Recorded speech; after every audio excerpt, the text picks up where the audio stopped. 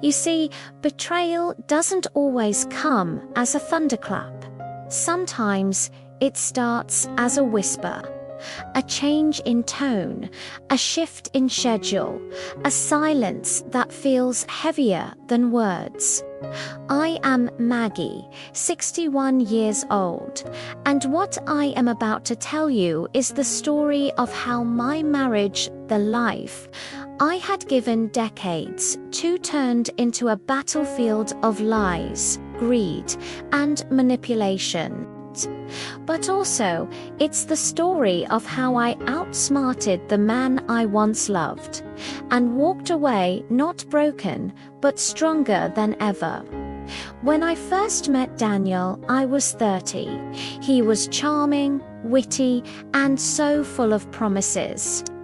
He told me he wanted to build a life together, a family, a future.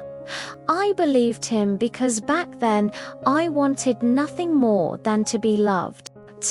I was a teacher at the time, modest in income but rich in dreams. Daniel was ambitious, always chasing the next big deal.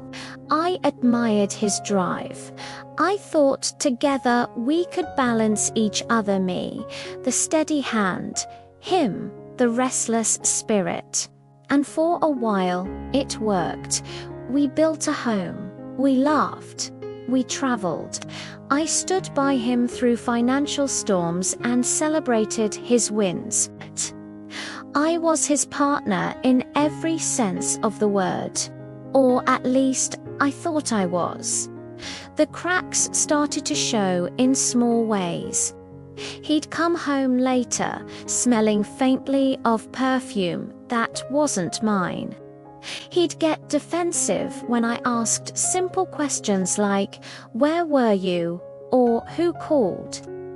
His phone, once left carelessly on the table, was now always tucked in his pocket, face down. I remember one night I cooked his favorite dinner roast chicken with rosemary, the kind of meal that used to make him smile, but he barely touched it. His eyes were on his phone, lighting up with messages he refused to show me. He excused himself to the office, but I knew better. A woman knows. We always know. But knowing and proving are two very different things.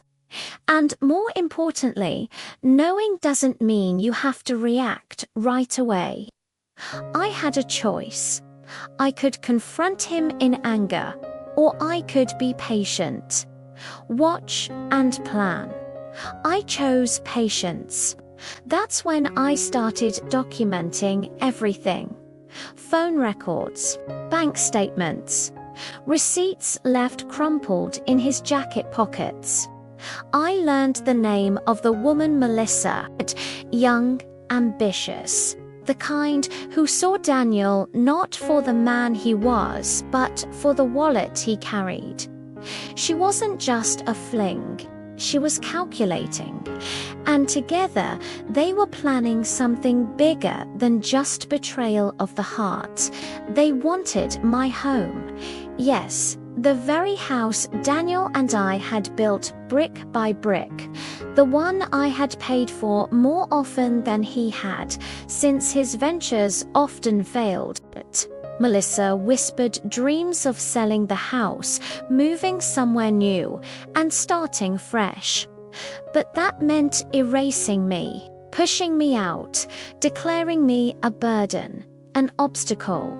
The betrayal was deeper than infidelity. It was theft, treachery, and cruelty wrapped in one. I remember sitting alone one night in the living room, the ticking of the old clock filling the silence, and realizing, if I didn't fight back, they would succeed. They thought I was naive. They thought my age made me weak. But they had forgotten I am not just a woman.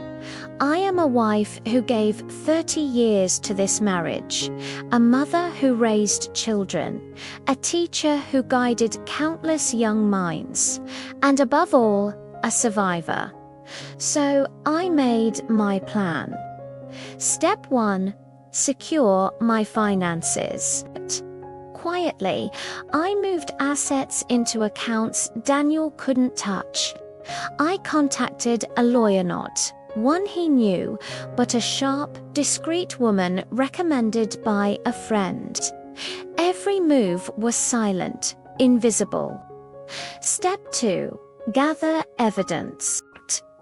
I became an actress in my own home, smiling, cooking, playing the role of the loving wife, all while recording calls, photographing receipts, and collecting proof of his affair and financial deceit.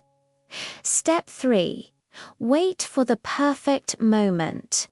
Revenge isn't about rage, it's about timing. And then that night came. I walked into the restaurant Daniel thought was safe. There he was, sitting across from Melissa, holding her hand like a lovesick teenager. They didn't even notice me at first. I stood there, calm as ever, and when Melissa finally saw me, her smirk faltered. "Don't stop on my account," I said softly, sliding into the seat next to them. Daniel's face went pale. He started to stammer excuses, but I held up my hand. "Don't, I already know." And then I did something that shocked them both. I smiled. Not a bitter smile. Not a broken one, a calm, knowing smile. Because in that moment, I held all the power. I leaned in and whispered, "The house, the accounts, the future you planned, it's gone, all of it." You see, while you were sneaking around, I was protecting myself. Every lie you told became another thread in the net I built around you. And now, Daniel, you're caught. Melissa's face twisted with anger. Daniel tried to protest, but I pulled out the manila folder I had brought with me, documents, photos, proof. I laid it on the table like a dealer revealing a winning hand. "You see this?" I said. "It's everything a judge needs. Affairs, financial fraud, betrayal. You wanted to take my home, try taking mine now." Silence. For the first time in years, Daniel had nothing to say. Melissa excused herself and never came back. The divorce that followed was not easy, but it was decisive. Daniel lost more than just the house. He lost his dignity, his power, and the illusion that he could outsmart me. I walked away not as a victim, but as a woman who refused to be erased. Now, when I sit in that same living room, the clock still ticking, I don't feel bitterness. I feel peace. Because sometimes the sweetest revenge is not just exposing betrayal, it's reclaiming your strength, your voice, and your future.